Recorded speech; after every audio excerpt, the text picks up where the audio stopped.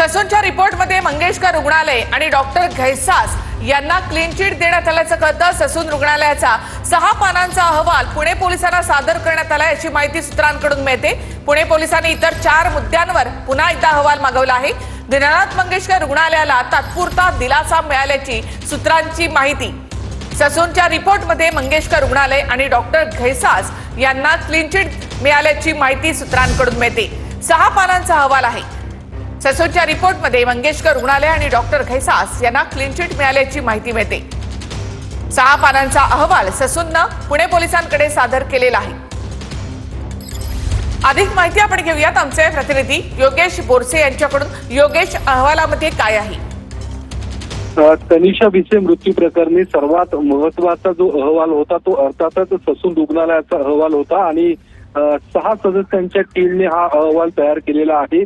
तो अहवाल कालच पुणे पोलिसांना सादर देखील झालेला आहे। मात्र या अहवालातून जी काही धक्कादायक माहिती समोर आलेली आहे, अर्थातच दीनानाथ मंगेशकर रुग्णालय प्रशासन त्यासोबतच डॉक्टर सुश्रुत घैसास यांना क्लीन चिट दिल्याची माहिती समोर आलेली आहे। या अहवालात त्यांच्यावर कुठलाही ठपका हा ठेवण्यात आलेला नाहीये। 6 पानी असा हा अहवाल आहे आणि जो पुणे पोलिसांना सादर करण्यात आलेला आहे।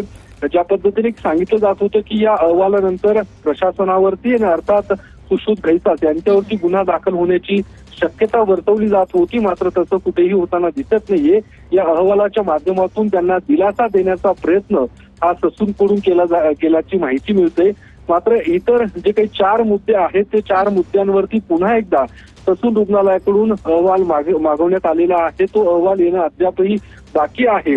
त्या 4 मुद्द्यांवरचा अहवाल आल्यानंतर पुणे पोलिसांकडून नेमकी काय कारवाई होते का हे बघणं देखील महत्त्वाचं आहे। तुमच्याकडे येते आपल्या सोबत सुषमा अंधारे जोडल्या गेल्यात फोन लाईन वरून। सुषमाजी, स्वागत तुमचं TV9 मध्ये। आता आपण पाहिलं ससूनचा हा रिपोर्ट आहे, त्या रिपोर्टमध्ये मंगेशकर रुग्णालय आणि डॉक्टर घैसास यांना क्लीन चिट मिळाल्याची माहिती सूत्रांकडून मिळते।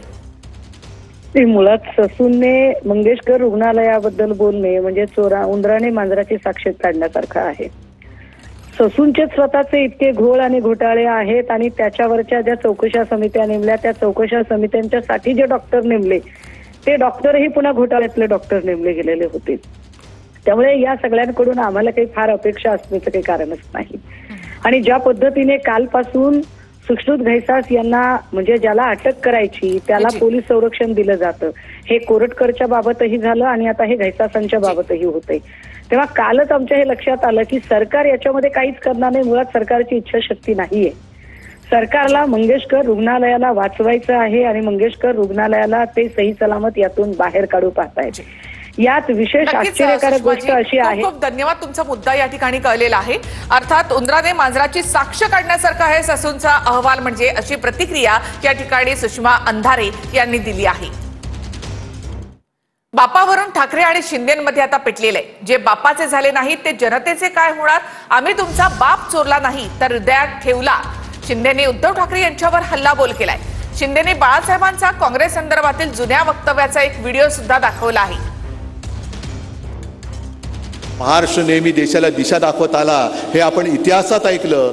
आज आपण जर का उद्याची दिशा नाही दाखवलं तर इतिहास आपल्याला सांगेल अरे तो इतिहास होता, पण हे सगळे नालायक निघाले। आपण नालायक असता कामा नये, आपण नालायक होऊ शकत नाही। ठीक आहे, काही वेळेला खड्डे येतात, पण त्याच्यावरती मात करून आपल्याला पुढे जाण्याची हिंमत पाहिजे। आणि म्हणून मी नेहमी एक गोष्ट आली सगळ्यांना सांगतो, म्हणजे आणि म्हणून असं नाही, आणि म्हणून नाही, कारण अजून मी काय दाढी वगैरे वाढवलेली नाहीये खाजवायला तर, आणि मला अशी दुसऱ्यांचे वडील चोरायची गरज पण नाहीये। जे आहे ते एसन्सी त्यांना सोडून द्या। पण आज चांगली गोष्ट ही आहे की प्रत्येक पक्षाला हिंदू नेशन मॅटरशिवाय पर्याय नाहीये। सगळे पक्ष माझ्या आजोबांचे फोटो लावतात, पण काही चोर फोटो लावतात, ह्याचं दुःख नक्कीच आहे। आणि स्वतःच्या वडिलांचा फोटो लावला त्यांना लाज वाटते म्हणून आमचं नाव घेतात। स्वतःच्या वडिलांचं नाव घ्यायला लाज वाटत नसती तर एशनशी वगैरे स्वतःच्या वडिलांचं नाव लावत असते, पण दुसऱ्यांचे वडील चोरायचे। मला वाटतं ते कुणाल कामराने पण मस्त दाखवलेलं त्याच्यात। कालही बाप चोरला बाप चोरला बाप चोरला हे रडगाणं चालू होतं। आम्ही बाप चोरला नाही, तो कायम हृदयात पूजला आणि यापुढेही आम्ही पूजत राहू। पण तुम्ही पाप झाकण्यासाठी त्यांचा आवाज चोरलात, त्यांचे विचार चोरलेत आणि हे विचार चोरण्याचं पाप आम्ही नाही तुम्ही केलंय, त्यामुळे तुम्हाला हिशोब जनतेसमोर द्यावा लागेल.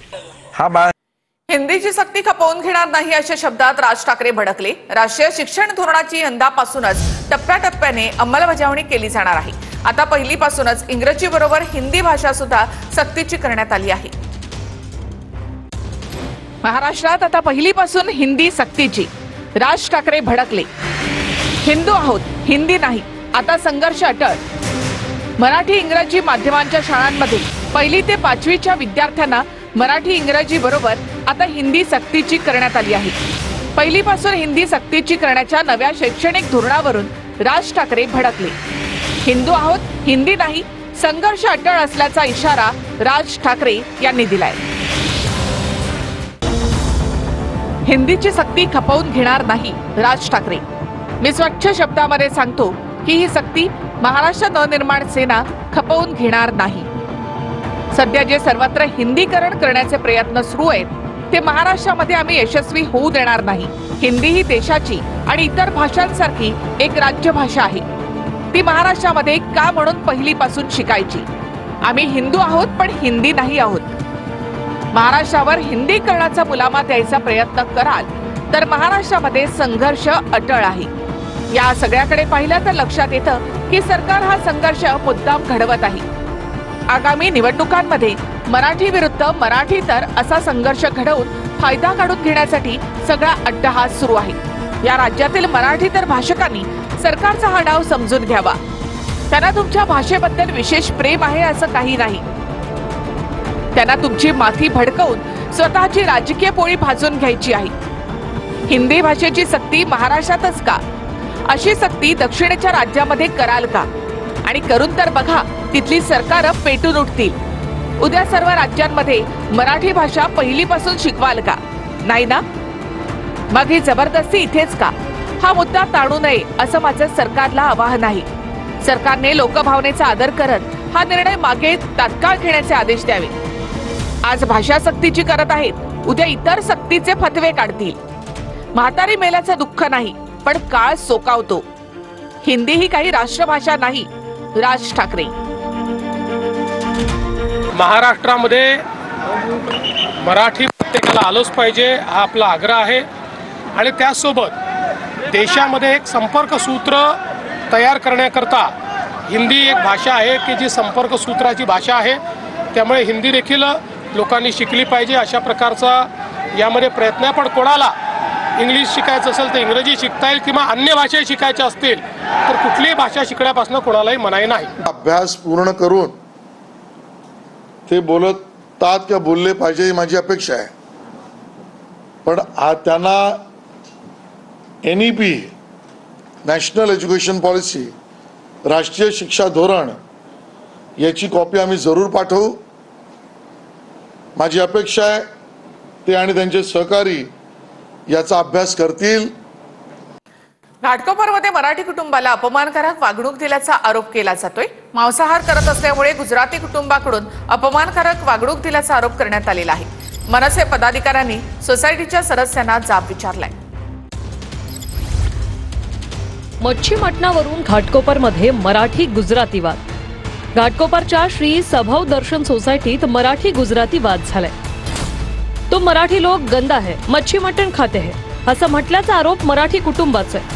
तुम्ही मच्छी मटण खायचं नाही, आम्हाला वास येतोय. मराठी माणूस मराठीसारखं ह्याच्यात आहे का? इथे मराठी माणसाला घर भाडं द्यायचं नाही, मराठी माणसाने घर विकत घ्यायचं नाही. गुजरात्यांकडून मिळालेल्या अपमानास्पद वागणुकीनंतर मराठी कुटुंबाची मनसेकडे धाव. मनसेनं गुजराती कुटुंबाला जाब विचारला. तुम लोग बाहर से आके इधर दादागिरी करोगे, मराठी लोग मच्छी खाएगा क्या, मटन खाएगा क्या, सब लोग नहीं सिखाने का. और मराठी लोग गंदा है तो इधर क्यों आए? आणि हा पोल कसला पोल काय मतदानाला उभा आहे का? त्याला बोल हा पोल बनवलाय ना, तुझ्या पोल नाही तर आम्ही लोखंडी पोल आणून. सोसायटीतील एक मराठी माणूसही गुजराती कुटुंबियांच्या बाजूने असल्याचा आरोप. आरोपानंतर मनसेनं गुजरात्यांची बाजू घेणाऱ्या मराठी माणसालाही धारेवर धरलं. मराठी आहे ना, वाले फाईट घेत होते, न्यूजवाले का पळाला स्कूटी घेऊन तो सकाळी कोण गेला तुम्ही कशाला बोलतोय की इथं मराठी माणसाला काय त्रास नाही? श्री सभव दर्शन सोसायटीत फक्त 4 मराठी कुटुंब राहतात. हा चाललं ना इकडे तुझ्यासारखे ना मराठी कुठे ना कुठे लाचार भेटतातच. लावली मग तुला काय निवडून घेतलाय कमिटीवरती म्हणून काय रे झाला हे इकडे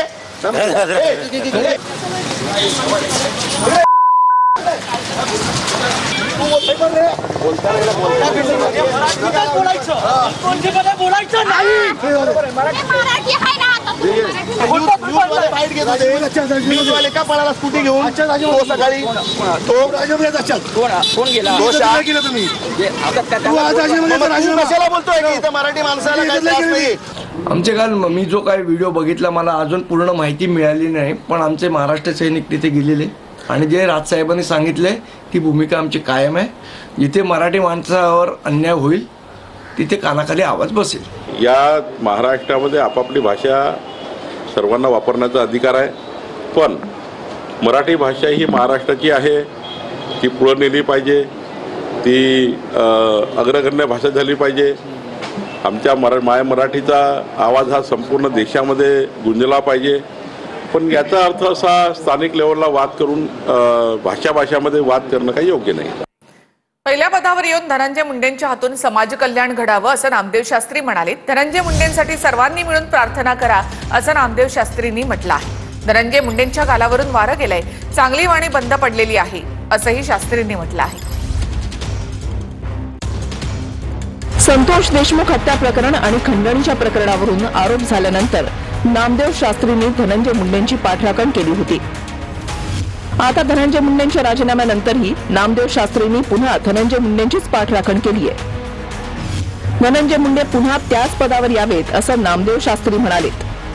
पिंपळनेरमध्ये संत भगवान बाबा गडाचा नारळी सप्ताह सांगता समारंभ होता. या समारंभातून नामदेव शास्त्रींनी भगवान गडाशी छेडछाड करू नका असा इशाराही दिला. त्यामुळे नामदेव शास्त्रींचा रोख नेमका कुणाकडे अशी चर्चा सुरू झाली आहे. मगाशी आता मला फेटा बांधायला गेलो त्यावेळेस फोन आला होता. आपल्या बीड जिल्ह्यातले भूमिपुत्र धनंजयजी मुंडे या कार्यक्रमाला येणार होते. क्लिअरन्स मिळाला नाही, त्यांचं निघता नाही आलं तिथून. ठीक आहे, काय हरकत नाही.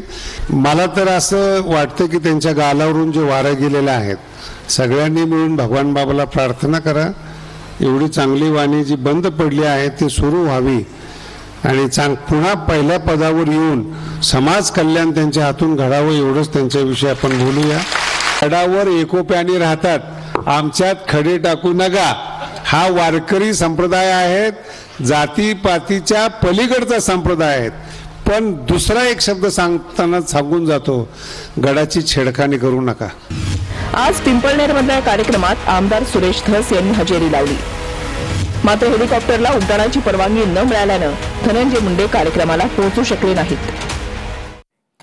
भाजप खासदार मेधा कुलकर्णी यांनी मशिदीमध्ये घुसून गोंधळ घातल्याचा आरोप होतोय. पुण्याच्या छोटा शेख सलाउद्दीन दर्ग्याच्या मशिदीमधील व्हिडिओ समोर आला असून मेधा कुलकर्णींना अटक करा अशी मागणी नॅशनल कॉन्फरन्स फॉर मायनॉरिटीनं केली आहे. खासदार मेधा कुलकर्णींवर मशिदीत घुसून गोंधळ घातल्याचा आरोप. 13 एप्रिलचं सीसीटीव्ही फुटेज समोर, पोलिसात तक्रार दाखल. खासदार मेधा कुलकर्णी यांच्यावर मशिदीमध्ये घुसून गोंधळ घातल्याचा आरोप करण्यात आलाय. सामाजिक कार्यकर्ते राहुल डंबाळे यांनी हा आरोप केलाय. हनुमान जयंतीच्या दिवशीचं 13 एप्रिलचं सीसीटीव्ही फुटेजही राहुल डंबाळे यांनी समोर आणलंय. मेधा कुलकर्णी यांनी छोटा शेख सलाउद्दीन दर्ग्यामध्ये अजान रोखून गोंधळ घातला आणि स्थानिक मुस्लिम नागरिकांना धक्काबुक्की केली असा आरोप डंबाळे यांनी केलाय. आजानचा आवाज बंद करण्यासाठीच्या नावाखाली दर्ग्यामध्ये घुसून गोंधळ आणि दंगल सदृश्य परिस्थिती निर्माण केल्याप्रकरणी राज्यसभा सदस्य असलेल्या मेधा कुलकर्णी यांच्यावर पुणे पोलिसांनी गुन्हा दाखल करून त्यांच्यावर अटकेची कारवाई करावी अशी मागणी आज नॅशनल कॉन्फरन्स फॉर मायनॉरिटीच्या वतीने राज्य सरकारकडे करण्यात येत आहे. या वादात पोलिसांनी हस्तक्षेप केल्यानं अनर्थ टळला असंही डंबाळे म्हणाले. छोटा शेख सलाउद्दीन दर्गा ट्रस्टकडून याबाबत पोलिसात तक्रार देण्यात आली आहे. मात्र अद्याप यावर गुन्हा दाखल झालेला नाही. आजची आणखी एक मोठी बातमी. सुप्रीम कोर्टाने वक्फ सुधारणा कायद्याला 7 दिवसांचा ब्रेक लावलेला आहे. केंद्र सरकारने जैसे थेच परिस्थिती ठेवावी असे आदेश सुप्रीम कोर्टाने दिले आहेत. वक्फबाबत 5 मे रोजी आता पुढची सुनावणी होणार आहे. वक्फ सुधारणा कायद्याला सुप्रीम कोर्टाकडून 7 दिवसांचा ब्रेक देण्यात आलाय. कोर्टाच्या आदेशात नेमकं काय म्हटलंय तर केंद्र सरकारच्या उत्तरापर्यंत वक्फ बोर्डाच्या संपत्तीची स्थिती जैसे थे राहील. कोर्टाकडून वक्फ घोषित संपत्ती डिनोटिफाय होणार नाही. वक्फ बोर्ड आणि वक्फ परिषद यावर नवीन नियुक्ती करता येणार नाही.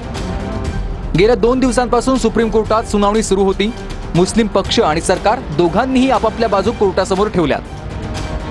केंद्रानं सुप्रीम कोर्टाला वक्फवर स्थगिती न लावण्याची विनंती केली आहे. तर केंद्रानं 1 आठवड्यांचा वेळ कोर्टाकडे मागितलाय, जो कोर्टानं मान्य केलाय. तोपर्यंत बोर्डावर कोणतीही नवी नियुक्ती न करण्यावर केंद्रानं सहमती दर्शवली आहे. पुढची सुनावणी 5 मे रोजी होणार आहे. सरकारच्या उत्तरानंतर याचिकाकर्त्यांना 5 दिवसात उत्तर द्यावं लागेल.